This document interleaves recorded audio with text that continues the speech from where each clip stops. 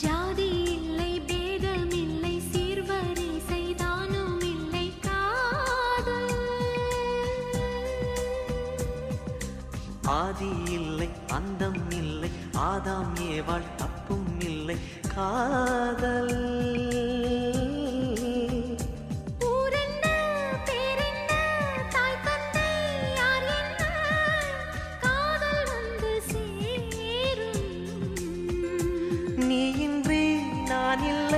நான் இன்றி நீ இல்லை